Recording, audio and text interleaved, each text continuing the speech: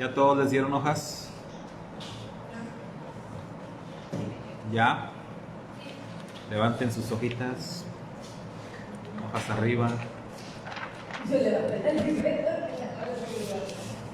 Ahí está. Bueno, vamos a ver. Hay poca asistencia. ¿Cuántos según tu clase? 8 virtuales.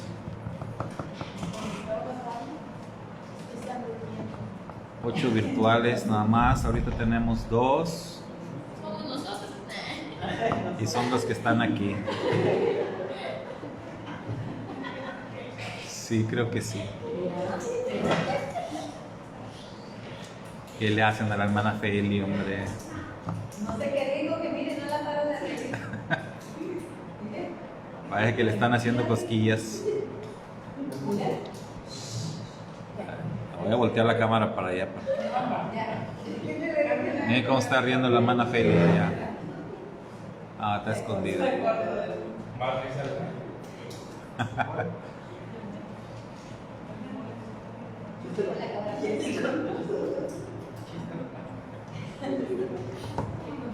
Bueno, ya tenemos 5.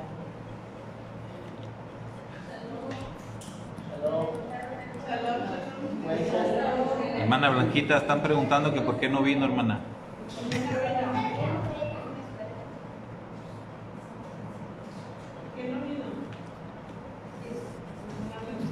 Ok. Dice que tiene una tos muy fea y el medicamento que le dieron le provoca mucho sueño. Y el hermano vemos que como no vino ella, pues él tampoco. Y va a ver si se va la hermana Blanca, se queda. Le digo, si se va usted, tiene que quedar por ella. Ándale. Sí. Hermano, está grabando. Sí, hermana. Ya se enteraron hasta Argentina de toda la historia. ¿En serio que ya estaba grabando? Sí. Lo bueno que el hermano Memo no lo está viendo. La hermana Blanca sí.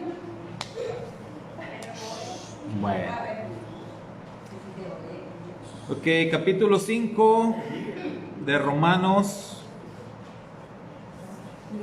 Con el testimonio de que dice la hermana Asunción que está bien difícil Romanos. Ay, sí. Un poco sí. Está muy difícil. O sea, sí sabemos todo. Pero es difícil. Se me hace difícil explicarlo. A la hermana le pasa como a mí con el inglés, ¿verdad? No, pues, entiendo todo, pero hablarlo no puedo. Es difícil explicarlo, está muy difícil. Entiendo todo, pero no me preguntes. Dice la hermana Blanquita que está un poquito indispuesta. Saludos, hermana. Bendiciones, que se mejore. Shalom, Carlita, Perla. Hasta calor le dio a la hermana Cirle.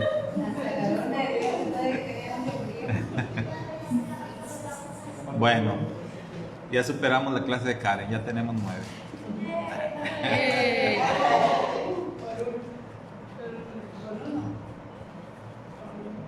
Nos dio rating la hermana Cirley.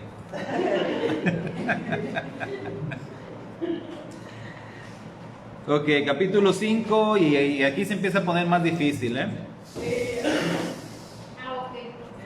A partir del capítulo, bueno, no, el 7 y el 8 por ahí. Muy bien, habiendo pues recibido de la fe nuestra justificación, estamos en paz con Dios por nuestro Señor Yeshua HaMashiach, por quien hemos obtenido también mediante la fe el acceso a esta gracia, en la cual nos hallamos y nos gloriamos en la esperanza de la gloria de Dios. Más aún nos gloriamos hasta en las tribulaciones, sabiendo que la tribulación engendra la paciencia virtud probada, la virtud probada esperanza, y la esperanza no falla. Porque el amor de Dios ha sido derramado en nuestros corazones por el Espíritu Santo que nos ha sido dado. En efecto, cuando todavía estábamos sin fuerzas, en el tiempo señalado, Mesías murió por los impíos. En verdad, apenas habrá quien muera por un justo, Por un hombre de bien, tal vez se atrevería uno a morir. Mas la prueba de que Dios nos ama es que el Mesías, siendo nosotros todavía pecadores, murió por nosotros. Con cuánta más razón, pues, justificados ahora por su sangre, seremos por él salvos de la cólera. Si cuando éramos enemigos fuimos reconciliados con Dios por la muerte de su Hijo, con cuánta más razón, estando ya reconciliados, seremos salvos por su vida. Y no solamente eso, sino que también nos gloriamos en Dios por nuestro Señor Yeshua HaMashiach, por quien hemos obtenido ahora la reconciliación. Por tanto, como por un solo hombre entró el pecado en el mundo, y por el pecado la muerte, así la muerte alcanzó a todos los hombres, por cuanto todos pecaron. Porque hasta la ley había pecado en el mundo, pero el pecado no se imputa no habiendo ley. Con todo, reinó la muerte desde Adán hasta Moisés, aún sobre aquellos que no pecaron con una transgresión semejante a la de Adán, el cual es figura del que había de venir. Pero con el don no sucede como con el delito. Si por el delito de uno solo murieron todos, cuánto más la gracia de Dios y el don otorgado por la gracia de un solo hombre, Yeshua HaMashiach, se han desbordado sobre todos. Y no sucede con el don como con las consecuencias del pecado de uno solo, porque la sentencia, partiendo de uno solo, lleva a la condenación, mas la obra de la gracia, partiendo de muchos delitos, se resuelve en justificación. En efecto, si por el delito de uno solo reinó la muerte por un solo hombre, con cuánta más razón los que reciben en abundancia la gracia y el don de la justicia reinarán en la vida por un solo, por Yeshua HaMashiach. Así pues, como el delito de uno solo atrajo sobre todos los hombres la condenación, así también la obra de justicia de uno solo procura toda la justificación que da la vida. En efecto, así como por la desobediencia de un solo hombre todos fueron constituidos pecadores, así también por la obediencia de uno solo todos serán constituidos justos. La ley, en verdad, intervino para que abundara el delito, pero donde abundó el pecado, sobreabundó la gracia. Así, la mismo que el pecado reinó en la muerte, así también reinaría la gracia en virtud de la justicia, para vida eterna por Yeshua HaMashiach, nuestro Señor. Amén. Amén. Bueno. Shalom, hermana Angelina. Hermana Blanquita dice que los extraña también a todos. Shalom, hermana Irene Luna. Muy bien. Pues ahí está el capítulo 5. Esta vez quitamos las preguntas base que habíamos estado usando en los capítulos anteriores sobre los términos teológicos, las palabras clave, y lo del título, para entrar directamente a lo que es el contenido del capítulo en sí. Y bueno, la pregunta 1 es una explicación, más bien pide una explicación. Explique en sus propias palabras el término justificación del verso 1. Entonces no queremos aquí una definición teológica de lo que es justificación, sino usted cómo lo entiende, en sus propias palabras. Si alguien le pregunta a usted, oye, ¿qué es la justificación que menciona ahí la Biblia? Cuando habla Romanos de justificación, ¿qué es eso? ¿De qué se trata? ¿Con qué se come? ¿Qué es la justificación? ¿Qué dirían?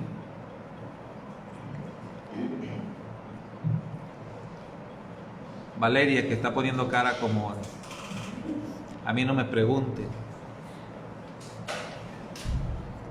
Justificación. ¿A qué suena de entrada el término? Yo entiendo que es como cuando alguien nos exonera de una deuda, de algo que vamos a hacer, como si estuviéramos ante un tribunal, que vamos a ser condenados, pero hay otra persona que, bueno, aquí sería la justificación, ¿verdad? En nuestro Redentor Yeshua HaMashiach, sí, que a través de él abundó la gracia, y a través de la gracia, ¿verdad?, podemos tener esa justificación, no pagar ese precio que teníamos que pagar, esa deuda. Así más o menos lo entiendo yo. Ok, fíjense, la hermana dice algo bien importante. Ella mencionó como un término legal. Ajá. O sea, algo, un aspecto legal. Se me vino a la mente una corte. Ajá. El acusado, está el juez. De hecho, eres culpable. El fiscal. Sí. Bueno, exacto.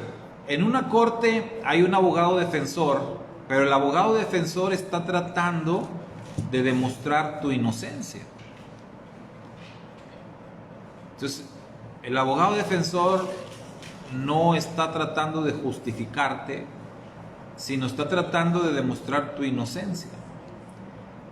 Entonces, sí es un término legal pero creo que es algo que, o sea, va más allá, ¿no? de la justicia humana, porque nosotros, este es nuestro cuadro de justicia: el juez, el acusado, el abogado defensor, el fiscal, ¿verdad?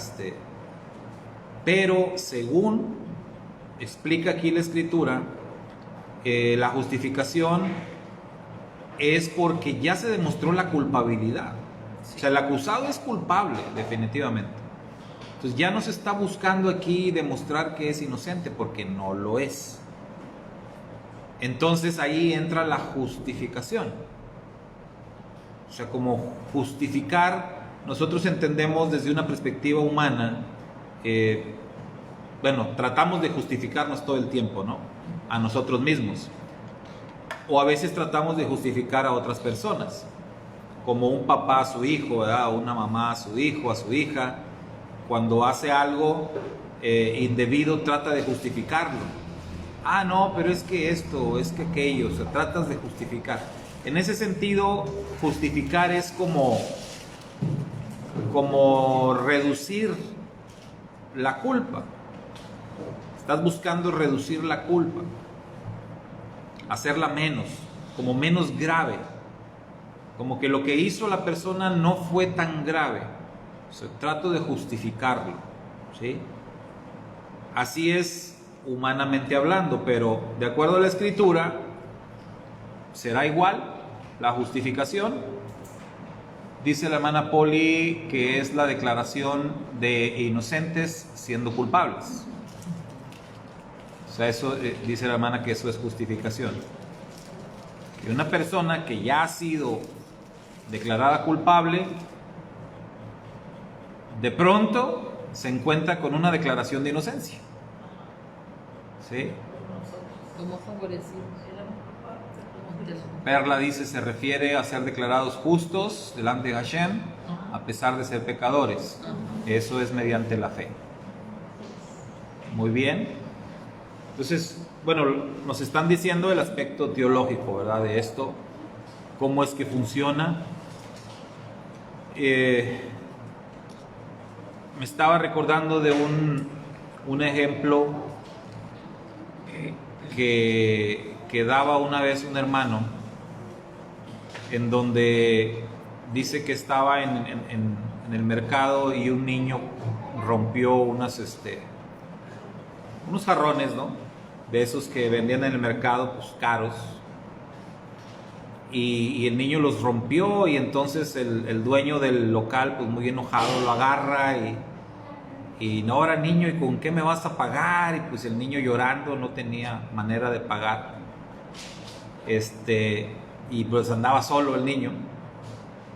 Y el señor enojado, pues usted sabe, ¿no? No, hombre, le voy a hablar a la policía, y que no sé qué, pues más lloraba el niño.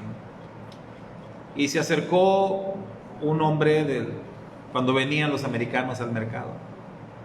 Se acercó un americano y le dijo, ¿qué pasó? No, pues el niño me rompió esto. O sea, el americano sacó dinero y le dijo, yo los pago.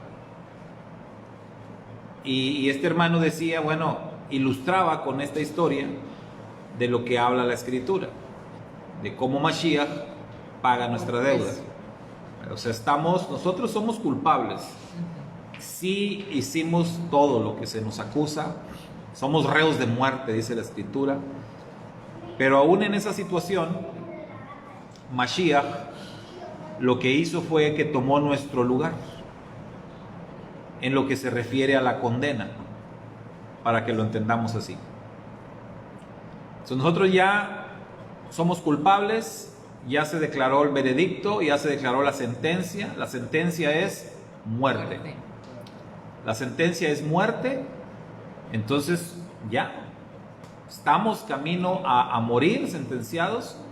Y en ese momento Yeshua aparece y dice, a ver, momento, yo voy a tomar su lugar. Eso es justificación. Teológicamente hablando, eso es justificación. Entonces yo voy a tomar su lugar. Eso no lo hace un abogado defensor cualquiera. El abogado no pudo demostrar tu inocencia, perdió el caso y se acabó todo. En este caso, Yeshua dice, yo voy a tomar su lugar.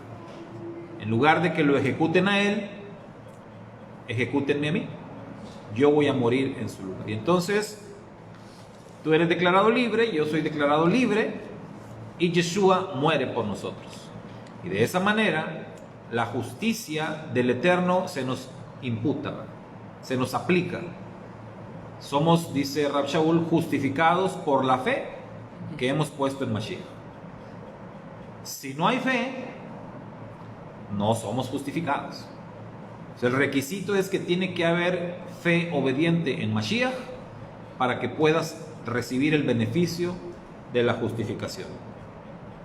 Pero en esos términos es que podemos entender la justificación. Entonces la justificación es la justicia del Eterno aplicada a nosotros por los méritos de Mashiach.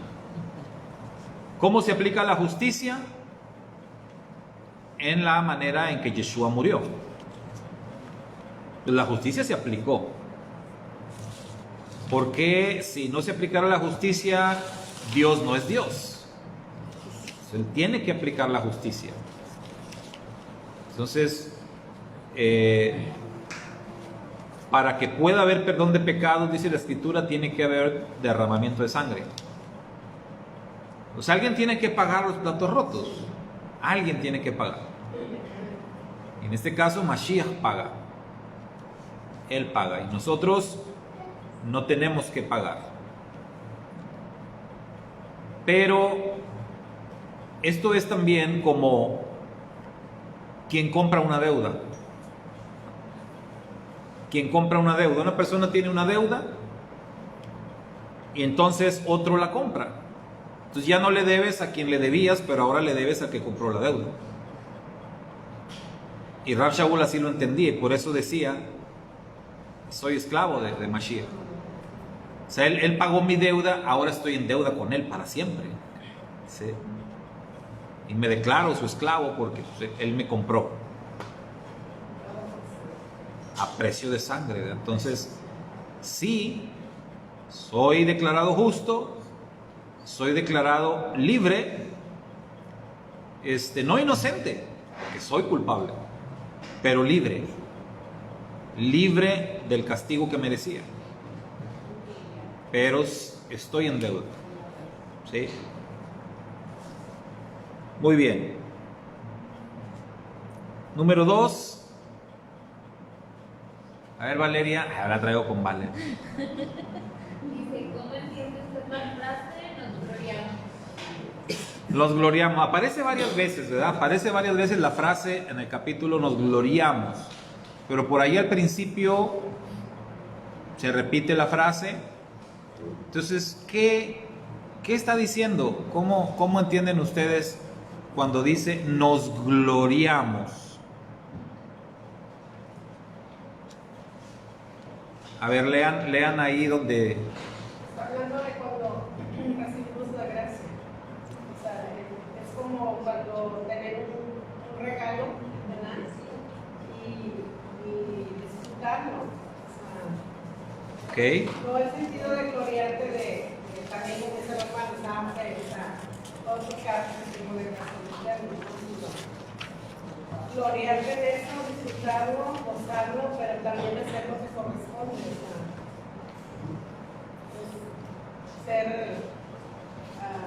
Corresponder a eso que nos acaba de dar con gracia, de una manera correcta. Perla Loera dice nos alegramos, nos regocijamos.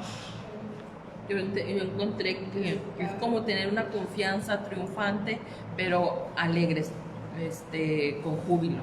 Ok.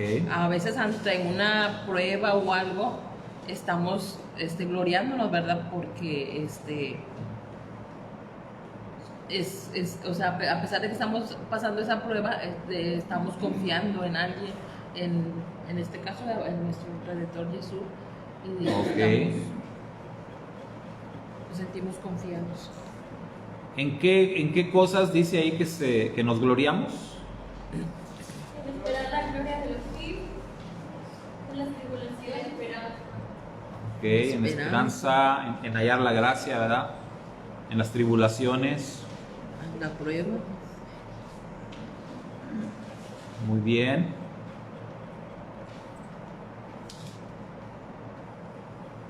Entonces, podemos consultar otras versiones para ver Aquí cómo... la Ajá. Isabelita Nazarena dice, estamos orgullosos. Estamos orgullosos. Ay, Ok. no me parece lo mismo. Muy bien, para entender bien la frase, nos gloriamos. Decía la hermana Asunción como disfrutar con alegría, ¿no? ¿Alguna otra versión?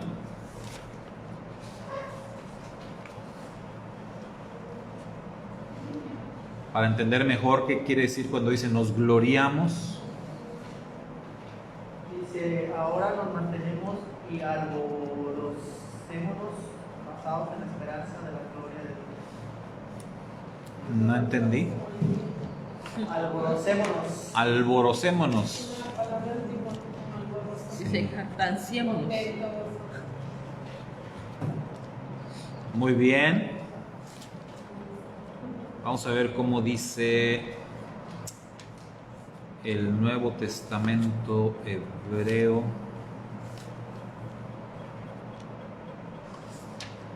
El Nuevo Testamento hebreo dice, por medio de quien también hemos obtenido entrada por la emuná a este inmerecido favor, en la cual estamos firmes. En la cual estamos firmes. Entonces aquí traduce, nos gloriamos como estamos firmes. Entonces me gusta esta expresión. Entonces porque es como el lenguaje de Rab Shaul, ¿no? Cuando Rab Shaul habla en Filipenses de que en todo y por todo he sido enseñado, sé vivir en la necesidad y sé vivir en la abundancia. Entonces él está hablando de este contraste, porque aquí dice, también hace un contraste, nos gloriamos en lo bueno, en lo positivo, y nos gloriamos también en lo malo, ¿verdad? Es una forma, entonces me gusta esto de, nos mantenemos firmes, o sea, ni la alegría, o digamos, ni el éxito desbordante me hace perder el piso, ni la prueba más difícil tampoco. O sea, tan firme estoy en la alegría desbordada, como tan firme estoy en la prueba más dura, ¿verdad? O sea, nos gloriamos. Nuestra posición no cambia, es lo que está diciendo. Puedo estar viviendo una situación de mucha abundancia, donde todo está perfecto, o casi, ¿no? Donde todo está bien, y me mantengo firme en la fe. Y por el contrario, puedo estar viviendo una circunstancia de lo más terrible, pero me mantengo firme. O sea, de eso se trata. Hay una escritura que dice, no me des riqueza para que no me olvide de ti, pero no me des pobreza para que no reniegue de ti. Pero noten la diferencia de esa escritura con lo que acá dice Rab Shaul.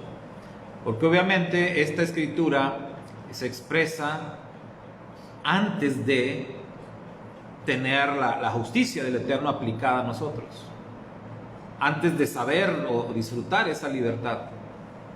Entonces, ¿cómo Mashiach marca la diferencia? Entonces acá ya no hay no hay temor a la riqueza ni tampoco a la pobreza. Acá ya no es no me dé riqueza, no, dame riqueza, yo estoy bien, estoy estable, estoy firme, sabré cómo manejar la riqueza y también cómo manejar la pobreza, aunque sean extremas. Eso era lo que hablaba Rab Shaul. Y en este sentido aquí nos gloriamos en ambas situaciones, en ambas cosas. O sea, por eso me gustó la expresión mantenerse firme. Nada nos va a hacer movernos de la fe a la que hemos sido llamados. La 3, hermana Sirley.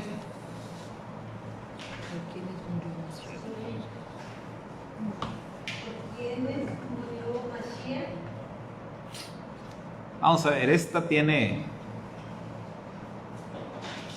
hermano, tiene curva esta pregunta. ¿Por quiénes murió Mashiach? ¿Qué dice el texto? Por los pecadores. ¿Qué dice? A ver, ¿en cuál texto, en cuál verso dice? Dice, ahora Dios muere. En 6. el 8 no. Ok, 6, por los impíos. por los impíos. Murió por los impíos. ¿Quiénes son los impíos? Los pecadores. Los débiles, dice aquí. Nosotros. ¿Qué éramos? Dice, cuando todavía estábamos infuertes en el tiempo señalado, no es cierto, muy por los impíos, pero estábamos en el tiempo pasado, pero puede aplicar a cualquiera de las generaciones del pueblo de Israel. Porque está hablando, al comienzo del verso está hablando de nosotros, ¿verdad? Dice. Porque mientras aún éramos débiles a su tiempo, Mashiach murió por los impíos. Pastor, en el 8 también dice, ahora Dios Ajá. muestra su amor para con nosotros, porque si cuando éramos pecadores el Cristo murió por nosotros, o sea que el argumento que ha estado manejando desde el capítulo 3, Rab Shaul, es que todos estamos en el mismo barco, ¿verdad? sí, O sea, todos hemos sido declarados culpables, por lo tanto, o nos guste o no la palabrita, ¿verdad? Impíos, ahí vamos, ¿verdad? Ahí estamos. Entonces, dice Mari Félix, por todos los impíos.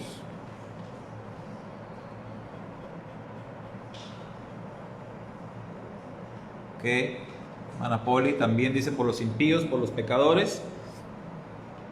Entonces, tendríamos que decir que el Mashiach murió pues, por todos. Por todos los seres humanos, porque todos somos pecadores, entonces murió por todos. ¿Sí? desde Adán. Desde Adán hasta nosotros, Mashiach murió por todos. Y esto nos lleva a la siguiente pregunta. A ver, 4. La 4. ¿Para quiénes resucitó Mashiach? Ahí fíjense que cambia el sentido de la pregunta. Primero es ¿por quiénes? Y aquí ¿para ¿Para quiénes? quién? ¿Para quiénes resucitó? ¿En qué cambia? ¿Cómo entienden el cambio de por y para? Sí. Porque por es por todos, pero para es cuando dice, si cuando éramos enemigos fuimos reconciliados, y ya estando reconciliados, pero ahí al reconciliarse no es por la obra de la simple cosa porque el Mesías murió por nosotros. La reconciliación va por parte de cada uno de nosotros, y ya estando reconciliados es que seremos salvos. Marcos 10. Ajá. Entonces, sí hay un cambio, ¿verdad? O sea, hay un cambio del por y el para. Sí. Hay un cambio ahí en el grupo. O sea, por todos. Por todos. Pero para se reduce. A Ajá. los que reconocen a Mashiach. Exacto, entonces esto es bien importante porque ahí estamos hablando de que aquí ya, para obtener los beneficios que te da la resurrección de Mashiach, ahí ya tienes que llenar ciertos requisitos. O sea, la muerte de Mashiach es por todos. En este sentido, toda la humanidad completa está en la posibilidad de beneficiarse de la muerte de Mashiach. Pero no todos obtienen ese beneficio. Diría nuestro santo maestro, muchos son los llamados, pocos los escogidos. Entonces la muerte de Mashiach es por todos, pero la resurrección de Mashiach aplica para unos pocos. Porque ahí sí hay que llenar ciertos requisitos. Como nos decía ahorita Paco, ¿verdad? Ya se reduce el número de personas porque ya está hablando de los reconciliados. O sea, es como que ya tuviste que haber pasado por un proceso para poder obtener los beneficios de la resurrección de Mashiach. Que la meta final es ser salvo. La meta final es ser salvo, pero para alcanzar la salvación hay que pasar por un proceso, que ya vimos un proceso, aquí vamos a ver otro, ¿verdad? Similar. El proceso de ser justificado, el proceso de ser santificado, etcétera, para finalmente alcanzar la salvación. La resurrección de Mashiach asegura la salvación, pero solo para quienes cumplan con el proceso. ¿No cumpliste con el proceso? Entonces no. Te quedaste ahí nada más con la posibilidad. O como decimos en México, el ya merito, ¿no? No, por poco y me saco la lotería, ¿no? Por poco y ganamos el juego, por poco y somos campeones, y ya merito esto, y ya merito que... Casi. Pero, ¿qué beneficio tiene el casi o el ya merito? Se siente más feo. Que te quedes en el casi.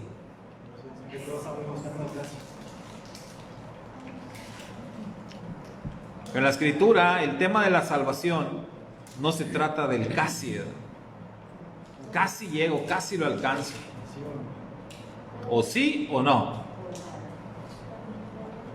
Decía, y fíjense que en ese sentido Rav Shaul decía, él decía, no pretendo yo mismo haberlo alcanzado ya. Para aquellos que hoy día les gusta decir, llenarse la boca diciendo, no, yo soy salvo y yo me voy al cielo y yo no sé qué y no sé cuánto. Rav Shaul decía, yo mismo no pretendo haberlo alcanzado ya, pero prosigo a la meta, ¿verdad? Estoy echando ganas, ahí voy avanzando para lograr el premio del supremo llamamiento de Elohim. Entonces, esa es la meta final. Dice la hermana Linda, dice, como cuando estábamos en el cristianismo, ya casi éramos salvos. Ya casi, pero por ese casi... Sí, a veces hacíamos preguntas, desconociendo la verdad de las escrituras. Recuerdo yo que una vez preguntaba, ¿en qué momento fue salvo Zaqueo? Pegándole al inteligente, ¿no? Ahí, ¿en qué momento fue salvo Zaqueo? Y unos decían, pues Zaqueo fue salvo desde el momento que creyó en Yeshua, desde el momento que oyó que Yeshua venía y que se acercó para verlo, desde ahí. Otros decían, no, cuando se subió al árbol. Otros no, cuando se bajó del árbol. Y otros no, cuando Habló con él. Cuando Yeshua le dijo, hoy ha venido la salvación a esta casa. Y otros no, fue hasta cuando él dijo, voy a pagarles los que les debo. Entonces, ¿cuándo fue salvo Zaqueo? La respuesta es, no ha sido salvo. Todavía no. La conclusión a la que podemos llegar es, ¿cuándo vamos a saber que somos salvos? En la resurrección. Cuando venga Mashiach. Cuando se escuche el gran shofar. Si estamos muertos y abrimos los ojos, porque oímos el shofar, ahí, sí soy salvo. Ahí vamos a poder decir soy salvo. Si abrimos los ojos y nos levantamos de la tumba, o si estamos vivos y vemos que Mashiach está viniendo y suena el shofar y viene un ángel y me levanta, bendito Hashem, soy salvo. Pero antes no podemos decir ni cantar victoria. Lo que tenemos ahorita es una esperanza. Y aquí dice, y la esperanza no avergüenza. La esperanza nos mantiene echándole ganas, vamos adelante. La esperanza me hace perseverar. Pero no hay seguridad. No hay seguridad. Antes decíamos, hombre, bien seguro. ¿Sí? Hasta sacábamos varios textos, ¿no? Sí, me acuerdo cuando hacíamos preguntas y, a ver, dígame 5 textos que hablen de la seguridad de la salvación. ¿Por qué sería que todos batallaban tanto para encontrar 5 textos? Porque no hay ninguna seguridad. Estás forzando los textos. Si Pablo no estaba seguro, ¿yo qué voy a estar seguro? Exacto. Estamos en proceso, estamos en camino, tengo la esperanza. No tenemos que confiarnos porque cuando nosotros, por ejemplo, antes, ¿verdad? Nos confiábamos y ya pues podíamos hacer lo que quisiéramos porque decíamos, no, al cabo que nosotros ya hicimos nuestra decisión y ya no hay nada ni nadie que nos la pueda quitar. Ajá. Entonces, pero ahora que ya lo hemos entendido, pues no, ¿cómo vamos a realmente a estar bien con el Eterno si estamos desobedeciendo? Entonces no puede ser posible eso. Exacto, entonces el punto acá es, la seguridad va a ser en la resurrección. O sea, al regreso de Mashiach, ahí se va a saber. Somos o no, fuimos o no salvos. ¿Sí? Entonces por eso, ¿para quiénes resucitó? Para los salvos. Pero se va a saber al final. Para los elegidos, para quienes cumplamos el proceso, completemos todo el proceso. Número 5, Sergio. Está bien difícil. ¿Qué diferencia hay entre el pecado de Adán y el pecado de los descendientes de Adán hasta Moisés y los descendientes de Adán posteriores a Moisés? La hermana Asunción la quiere contestar esa. Es que dice, te tocó la más difícil. ¿Sí la traes? Pues es que yo creo que el pecado de Adán fue, más fuerte porque fue directamente, porque él estaba limpio. Él fue como que el mero molde para que todos los demás salieran como salieran. Entonces yo creo que esa es la diferencia, el grado de... Porque el texto dice, ¿verdad? Que los que pecaron sin la ley, o sea, no se les puede imputar la ley, no la conocían. O sea, hablando de la Torá, Moisés. Pero dice que no pecaron a la manera de Adán, tampoco. Entonces, como que está haciendo una diferencia. Adán pecó de una manera. Los que vinieron después de Adán también pecaron, pero de otra manera. Y ya después que vino la Torá, ya los que pecan contra la Torá, pecan de otra manera. Entonces, tenemos 3 grupos que los identifican. Tenían leyes como quiera dadas por el Eterno, ¿no? O sea, Sí. pues ellos esos era otro tipo, pero como quiera se van a pecar. Así es. Ahí lo que nos ayuda es cuando conocemos el significado correcto de la palabra ley, ¿verdad? Que es instrucción. Torah, instrucción, instrucciones. Y ahí sí hubo instrucciones desde el principio. Desde Adán. Entonces, ¿cuál fue la manera que pecó Adán? Como decía Sergio, fue un pecado más grave. A la manera de Adán fue mucho más grave porque él pecó directamente contra el Eterno. O sea, él recibió de la boca del Eterno la instrucción. Entonces, Y él trajo la muerte para toda la humanidad. Además, la consecuencia del pecado de Adán, ningún otro ser humano iba a cometer un pecado como el de Adán. O sea, las consecuencias que tuvo el pecado de Adán, ya nadie iba a acarrear ese tipo de consecuencias. Eso hizo que el pecado de Adán fuera único, ¿no? Entonces, el pecar a la manera de Adán, dice aquí, no, nadie. O sea, el pecado de Adán fue terrible. Ya nadie iba a pecar como Adán. En cambio, todos los seres humanos, a partir de Adán, iban a pecar porque heredan el pecado, heredan el Yetzer Hara, la inclinación al mal. Nace pecador. Entonces ahí ya no es si quieres o no quieres.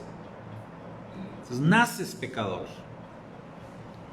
Pero Adán no fue creado pecador. Por eso el pecado de Adán es mucho más grave. ¿Sí? Porque él fue creado sin la inclinación al mal. Igual que Jesús. Entonces él toma una decisión de pecar, de hacer lo malo.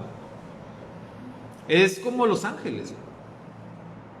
Es como los ángeles. O sea, un ángel toma su decisión. ¿Han visto la película de Un ángel enamorado o Ciudad de Ángeles, como se llama? Y cuando están platicando de eso los ángeles y uno le dice a otro, es que nada más necesitas tú decidir. Decides caer y ya. Te conviertes en un ángel caído. Tú tomas la decisión. Según la película te subes, te avientas y ya. Pero no era eso, o sea, eso es un simbolismo. En sí la caída lo provoca que decides dejar de ser ángel. Renuncias a tu naturaleza angelical para convertirte en un hombre. Y en cierta forma la película toca varias cosas muy significativas en la teología. El hecho de que los ángeles anhelan cosas que los hombres tenemos que ellos no tienen. Y una de ellas es experimentar la salvación. Que la salvación no fue creada para los ángeles. Un ángel no puede ser redimido, no puede ser salvo. El Satán y los que han caído ya están condenados. Por eso la Escritura dice que los ángeles anhelan, quisieran experimentar la redención. No se puede. Es algo exclusivo para el hombre. Entonces, Adán, que fue creado perfecto, en ese sentido, su pecado fue mucho más grave. Por eso, la redención tiene que ser algo muy grande. La redención es pensada en Adán. Yeshua es llamado el segundo Adán, el que viene a redimir al primer Adán. Entonces todo se trata sobre Adán. Si se fijan en este capítulo, el tema aquí se centra en Adán, porque al que hay que redimir es Adán. El que comete el pecado más grave de todos los pecados en la historia del mundo es Adán. Ahora, si redimes a Adán, pues la posibilidad de redimir a todos ya queda ahí. Pero así como Adán tomó su decisión de apartarse de la Torah, de apartarse de la voluntad de Dios, los que quieran ser redimidos tendrán que tomar su decisión de ser redimidos. Es complicado, como decía la hermana, es complicado cómo Rab Shaul lo está manejando acá, pero eso es de lo que él está hablando. ¿Sí? Entonces, ¿qué diferencia hay? El pecado de Adán es único, es gravísimo. Los pecados de los descendientes de Adán, pues ya es porque nacen pecadores. O sea, ellos ya nacen con la inclinación al mal. Ya no es su elección, ya no es su decisión, lo hacen por naturaleza. Pero luego viene la Torá, la constitución divina, el conjunto de leyes que van a regular la vida del pueblo elegido. Y entonces ahí, ¿qué diferencia hay? Para los que ya tienen la Torá. Pues que ellos ya se iban a regir bajo la ley. ¿Okay? Entonces, lo que dice Romanos es que los de Adán hasta Moisés, No se regían. todos los que pecaban no se regían por la Torá. En otras palabras, no sabían que era pecado. O sea, muchas cosas que hacían, no las hacían sabiendo que estaba mal. Ahora, eso no justifica a nadie, ¿verdad? Eso no justifica a nadie. Pero, vaya, ellos podían o pueden alegar eso. ¿Sí? Pueden alegar eso. El ejemplo que siempre hemos usado, ¿no? De la persona que va a otro país. Ha habido casos internacionales que incluso ha tenido que intervenir derechos humanos internacional, porque una persona viaja de un país a otro, no conoce las leyes de ese otro país y termina por cometer una infracción a la ley de ese país, y lo primero con lo que trata de justificarse es: yo no sabía que esto era delito, en mi país no es delito. Entonces, alguien brinca aquí el río Bravo a los Estados Unidos, piensa que anda en México y avienta la basura en la calle. Tremendo error, ¿no? Usted detiene policía. Señor, cometió un delito. ¿Qué? ¿Cómo? ¿Cuándo? Tiró basura. Pues ¿eso qué? Allá en Reynosa, no, hombre. No pasa nada, ¿verdad? Y tú le vas a poder decir: es que yo no sabía que era delito, y ¿a poco te la va a pasar? No. Te va a decir: pues si usted va a venir a mi país, tiene que conocer la ley de mi país, si no, ni venga. Y por lo pronto tiene que pagar de todos modos. Tiene que haber una consecuencia. Está el caso muy sonado que fue en su momento, de una familia que estaba visitando un país. ¿Qué país era? No sé si Tailandia, un país de estos que pusieron leyes muy durísimas. Y entonces, no. Entonces esta gente llevaban un niño, y el niño rayó un carro. Ah, sí, allá por la India, ¿no? Sí, un país por allá. Rayó un carro. Y entonces el dueño del carro, pues, lo acusó. Detuvieron al niño, para empezar, ¿no? Algo que los papás decían: pero ¿cómo van a detener a mi hijo? Es un niño. Acá se detiene a los niños. La ley allá es diferente. Lo detuvieron, el niño tuvo que ir a corte y todo. Y decían ellos, pues eran norteamericanos. Dicen: es que es un niño, es que fue una travesura. Aquí es un delito, señor.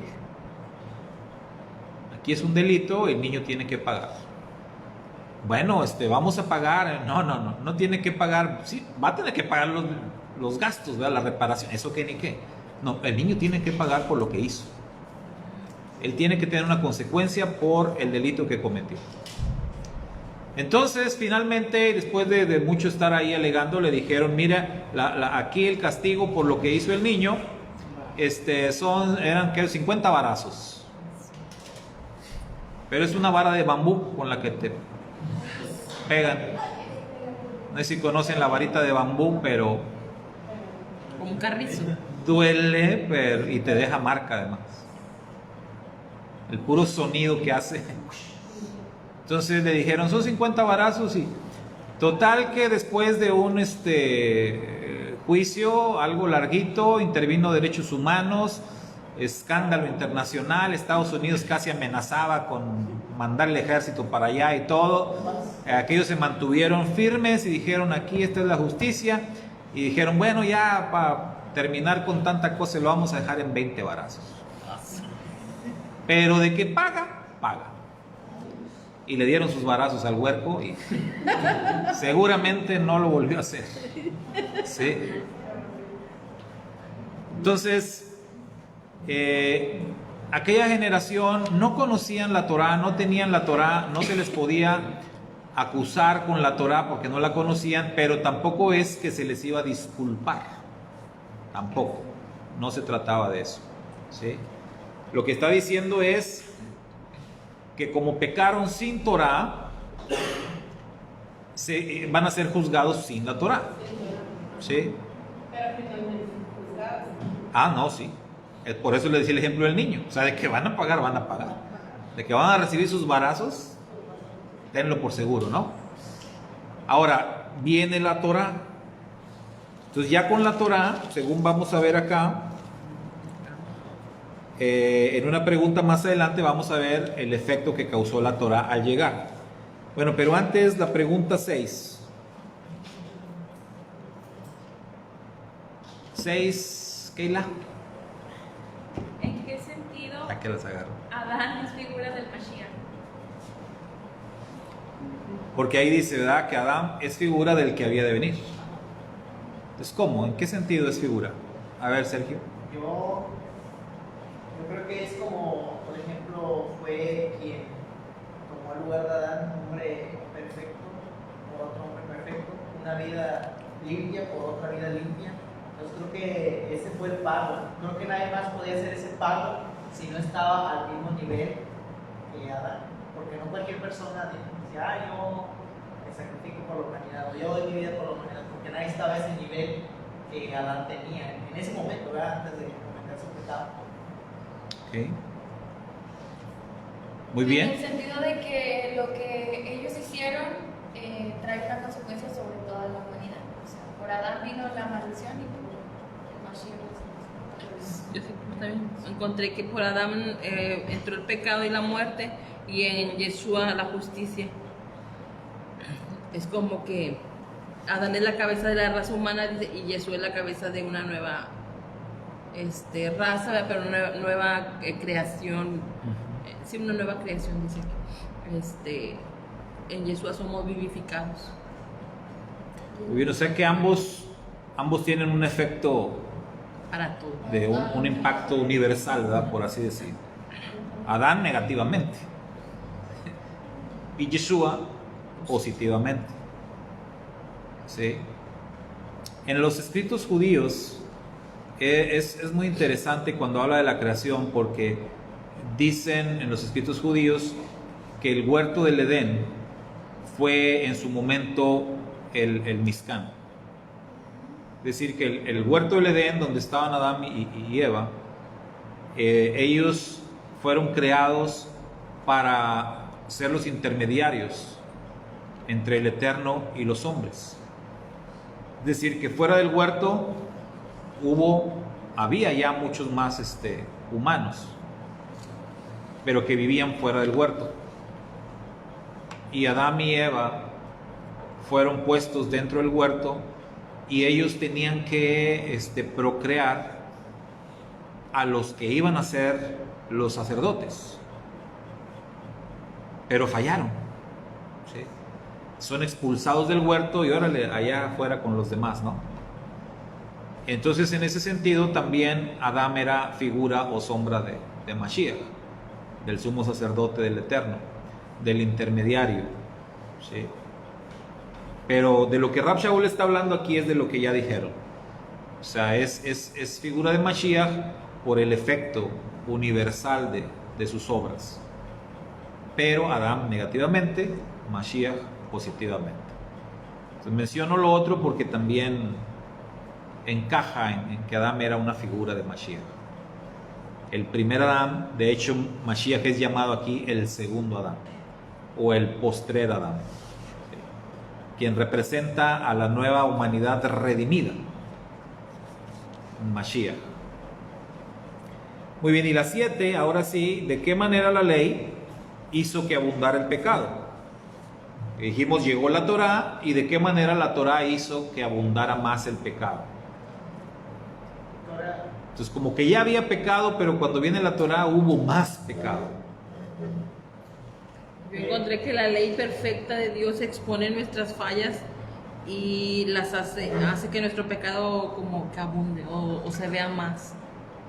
Porque la ley es perfecta. No la vamos a Se lo expone. poder lograr, la verdad.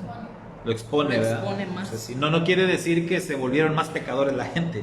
Expone más nuestras fallas. Ya eran pecadores y siguieron siendo pecadores, pero ahora con conocimiento de causa. O sea, no sabemos qué tanto o cuán pecadores somos hasta que Vemos la ley. Hasta que conoces la Torah. No, pues no. Sí. Pues aún nosotros mismos, yo pienso que cuando empezamos a conocer más de la ley, nos empezamos a dar cuenta que teníamos muchos más faltas. ¿Sí? Bueno, al menos yo sí que siento. Sí. Oye, Porque- la analogía para el ejemplo de un hermano que decía que era como ahora con tanta tecnología y tantos estudios que se pueden hacer, por ejemplo, sale más gente, dice, o sea, por ejemplo, diabéticos siempre ha habido, pero Ajá. ahora, o sea, ya todo el mundo casi ya tenemos diabetes, pero ¿por qué? O sea, eso es algo que siempre ha habido, pero ahora, o sea, porque como ya hay estudios que se pueden hacer, gracias a la tecnología, pues ahora resulta que ya todo el mundo tiene, y es igual, o sea, siempre existió el pecado, pero hasta que vamos a la ley, no nos cuenta que tan pecado es. Exacto. Yo recuerdo el caso, por ejemplo, de esta semana, de una semana que por ejemplo, yo le preguntaba a mi esposo que por qué era malo comer carne de puerco, pero porque no sabía, por ejemplo. Pero ahora que ya conocías, por ejemplo, nada, pues ya entendimos. Y simplemente algo tan sencillo, ¿verdad? Que tú dices, pero yo no sabía que eso no estaba bien, que la Torah prohibía o algo así. Entonces te digo, son tantas cosas tan pequeñitas que de repente nos vamos dando cuenta al ir estudiando su palabra y todo, y ya pues entonces sabemos que estamos mal o que estamos fallando. Así es, ¿verdad? Entonces, realmente la clasificación de pecados, o mejor dicho, las clasificaciones de pecados que han existido a través de la historia, pues se han quedado cortas, ¿verdad? Porque cuando se hablaba de los pecados en el catolicismo, ¿cómo los nombran? Pecados capitales, ¿verdad? Y hay otros, hay unos que le dicen veniales, ¿no? Sí, tal vez. Veniales, capitales, y pues yo no fui católico, pero ¿a dónde están esos católicos? Están muertos y enterrados, esperando la resurrección. Esperando el arrebatamiento. Bueno, el punto es de que en esas clasificaciones de pecados, en realidad pues se quedaban cortos. Se quedaban cortos porque la Escritura dice, pecado es transgresión de la Torá. Entonces, necesitas conocer los mandamientos de la Torá. Entonces hay 613 mandamientos en la Torá. Esto es de Génesis hasta Deuteronomio. 613 mandamientos. Aparte los que hay en el resto del Tanaj. Y aparte los que hay en el Brit Hadashah, que son arriba de 1000. El Brit Hadashah, que está bien chiquito, ¿verdad? 27, tiene más de 1000 mandamientos. Entonces imagínense. Entonces, estamos hablando de fácil más de 2000 mandamientos en las Escrituras. ¿Conoces esos 2000 mandamientos? Ahí tienes 2000 maneras de pecar.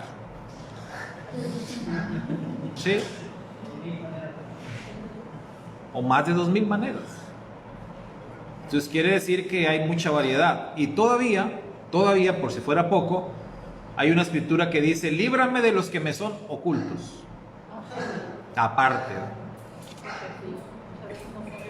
O sea que no todas las cosas que son pecado han sido reveladas. Hay algunos que no conocemos, pero no quita de que son pecado. Por eso el salmista dice, líbrame de los que me son ocultos. Ahí qué vendría siendo. Yo creía que esa palabra de líbrame de los que me son ocultos, porque pues antes no sabía lo que era bueno y lo que era malo. Ahora que conoces ya la Torah, ya sabes que es pecado, ya sabes que es cometer transgresión. Sí. Yo pensaba de esa manera que eso será, o sea, cuando dice la palabra, líbrame de los que me son ocultos, o sea, de los que hice y no lo hice con conocimiento, pues. Es que precisamente, Omisión también. sí, hay omisión, comisión. Ajá. Pero los pecados ocultos son las cosas que haces sin darte cuenta. Por eso en Shabbat siempre decimos o pedimos perdón por las cosas que hemos hecho sin darnos cuenta. Ah, pero sí es eso. Sí, Ah, ok. Pero no porque no sepa, sino porque no se dio cuenta. sí, o sea, a veces hacemos cosas sin darnos cuenta, pero eso no quita que lastimamos a alguien, Ah, no, claro. que herimos a alguien. O sea, hubo un daño real, hubo una herida real, pero yo no me di cuenta, ¿verdad? Entonces ese es un pecado oculto para mí. No supe. Entonces cuando me doy cuenta, pues ahí ya cambia de categoría, ya no es oculto, ya. Pero por si las dudas, cada Shabbat decimos perdón por lo que haya hecho sin darme cuenta. Sin darme cuenta, pero es otra categoría. Muy bien, Perla nos respondió por aquí los actos de ambos, bueno, sobre Adán y Yeshua. Hermana Poli dice, se incrementa porque al conocer la Torah sabemos que estamos haciendo mal. Hermana Ángela dice, porque ahora con Torah hay conocimiento de lo que es pecado, porque bajo la ley nuestras faltas son más evidentes. Y la hermana Ketita dice, abracitos a toda la congregación. Entonces, la Torah pone en evidencia el pecado, ¿sí? Lo expone. Y por eso es que dice aquí, abundó más el pecado. Todas las cosas que antes no sabían que era pecado, ahora ya sabes que es pecado. Se aumentó el número. Con Adán, ¿qué se le dijo? ¿Qué fue la Torah para Adán? No comas en medio del huerto. ¿Sí? O sea, no comas del fruto del árbol que está en medio del huerto, porque el día que comas de él ciertamente morirás. Esa era su Torah, ¿verdad? Negativo, el mandamiento negativo, porque hubo mandamientos positivos. Entonces, multiplicad, fructificaos, señoread la tierra, llenad la tierra, son mandamientos positivos que Adán recibió, que también son Torah. Pero el único mandamiento negativo de lo que no debía de hacer era que no debía de comer del fruto prohibido y vamos, comió. Lo único. Luego viene la descendencia de Adán bajo esas mismas instrucciones. ¿Sí? Cuando pasa lo del diluvio, ¿qué instrucciones recibe Noé? Hay una nueva Torah ahí. Las 7 leyes Se conocen como las 7 leyes universales, las 7 leyes noágidas. Entonces, digamos que aumenta un poquito, ¿no? Pero cuando viene la Torah de Moisés, se disparó la cantidad de mandamientos. Por eso el pecado abundó. Pues para que entendamos, ¿no? No es que la gente era peor después. O también un poquito. En el verso 19, ¿cómo debe ser entendido el término todos?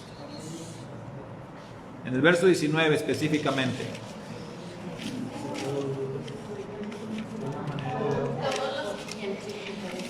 ¿Mandé? Dice David dice muchos. muchos. En la mía dice muchos también. solo hombre muchos fueron constituidos pecados. Yo creo que son todos aplicados de manera. Ah, exacto. Por los que Sí. Por ejemplo, aquí, bueno, la versión que tenemos ahí en las hojas, que es la versión de la Universidad de Jerusalén, dice, en efecto, así como por la desobediencia de un solo hombre, todos fueron constituidos pecadores. Ese primer todos es todos, literalmente. Todos los hombres, toda la humanidad. Toda la humanidad. Así también, por la obediencia de uno solo, todos serán constituidos justos. ¿Toda la humanidad? No. Toda la humanidad no. Acá dice a muchos. Sí, por eso es bueno ver varias versiones que nos den más luz.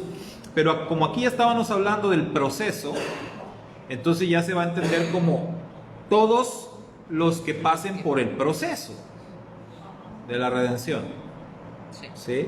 Serán constituidos justos, pero no toda la humanidad.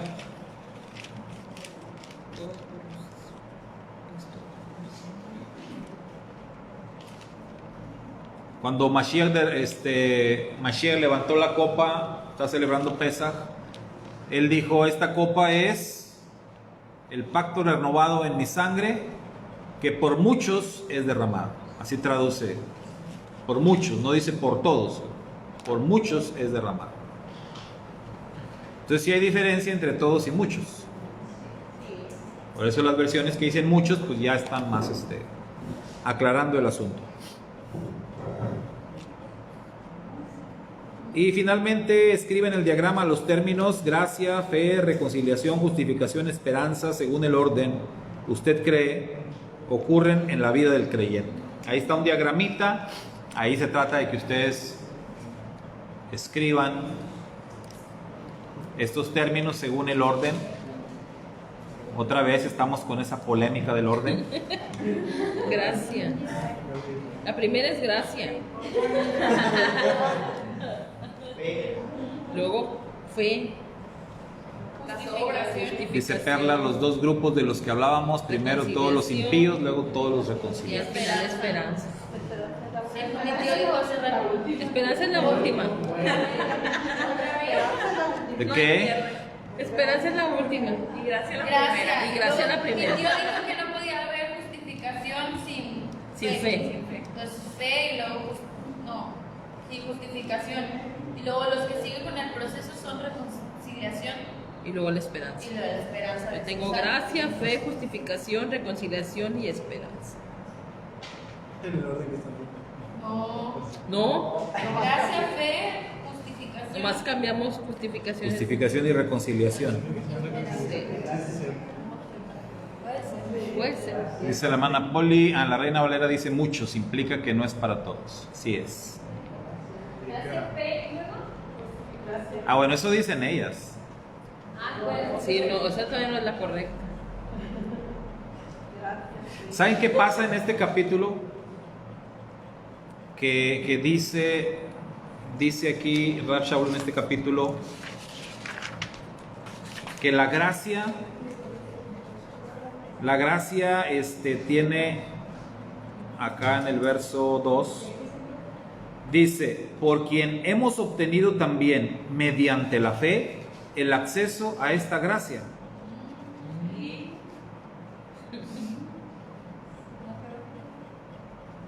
Entonces, ¿cómo queda la gracia? Según dice ahí, la gracia la obtienes por medio de la fe. Es que la gracia ya está. Sí. Si yo Pero también dice a esta gracia. Es otra gracia. Es otra gracia. Es que está hablando de la gracia porque la gracia es universal. Sí. Todos estamos bajo la gracia del Eterno. Pero cuando hablas de la gracia de la salvación, es específica. Es la gracia de la salvación. No todos tienen acceso a esa gracia. Todos tienen acceso a la gracia de la existencia, de respirar, de disfrutar de la vida, de la lluvia, todo esto que es gracia. Pero la gracia de la salvación es otra cosa. Que en el proceso que hicimos la vez pasada, nos basamos en la gracia universal y la pusimos primero. Pero ya en este capítulo entendemos que está hablando de la gracia específica de la salvación. Este regalo inmerecido de la salvación. Pero dice aquí que la gracia la alcanzamos o la encontramos por medio de la fe. Que es lo mismo que dice en Efesios, porque por gracia sois salvos, por medio de la fe. Entonces la gracia llega por medio de la fe. Eso pone a la fe antes que la gracia. Entonces, ¿mandé? De esta gracia, la gracia de la salvación. Entonces, visto así, la fe tiene que ir antes que la gracia. Dice Perla, quizá es la gracia de ambos grupos, la gracia para los impíos, la gracia para los reconciliados. Pero no, o sea, aquí es el proceso de la redención. Entonces todo empieza con la fe. Todo empieza con la fe. Entonces, si la gracia viene por medio de la fe, yo entiendo que la gracia viene después de la fe. Porque es por medio de la fe que hayas la gracia. ¿Sí? La 1 la fe y la 2 la Ajá. gracia. Y después de la gracia, ¿qué vendría? La justificación, la reconciliación. La justificación. La justificación. O sea, se te tiene que aplicar la justicia. ¿Sí? Es de todos. Sería de todos. Luego la reconciliación. Para El todos. para todos. Sí, sí. El primer poder. Y ya luego la Porque ya esperanza, estamos en el que es la proceso gracia, ya ¿no? de la salvación. Fe, Después de todo. gracia, Gracia, justificación, reconciliación. reconciliación y esperanza. ¿Y qué esperamos? La salvación. Salvación. O sea, lo que esperamos es la salvación. ¿Cómo se aplica la justificación? ¿De qué manera se aplica la La justificación es como dijimos, es cuando se nos aplica la obra que Mashiach hizo por nosotros.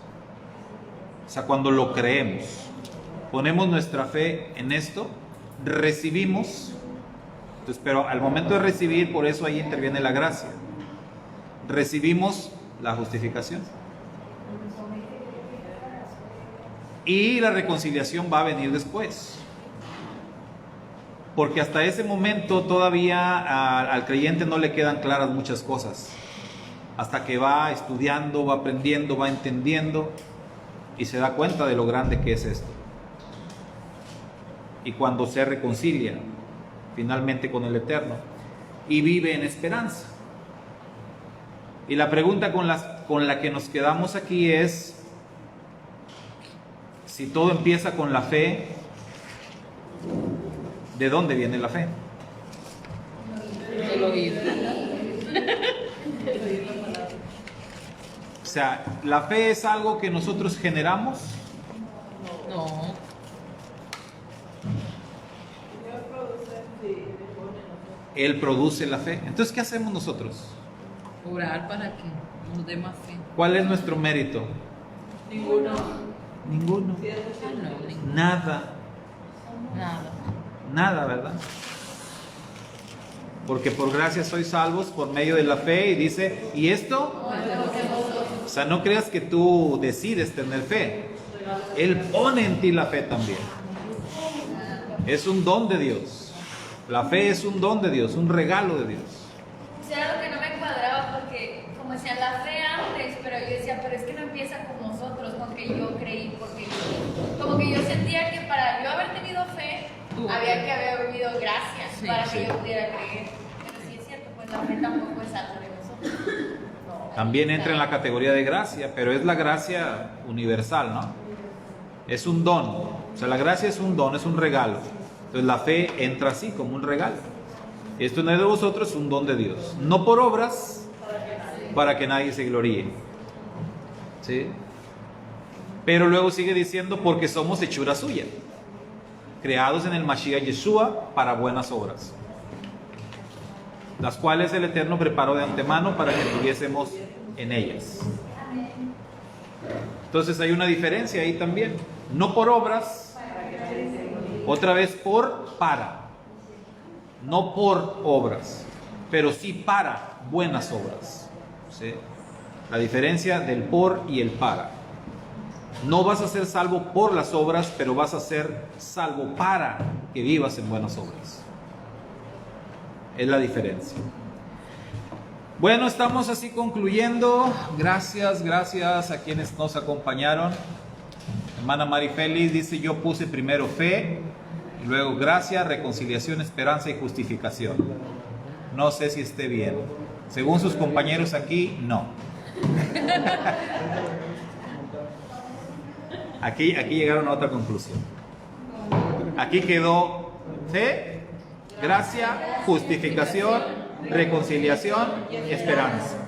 Así quedó. Y la esperanza no avergüenza. Y la esperanza muere al último. Bueno, shalom, nos vemos, bendiciones, cuídense. Hermanos, Despídanse. shalom. Ya nos vamos. Shalom, hermanos, bendiciones. Vamos, que tengan una semana muy bendecida. Acá está la maestrita.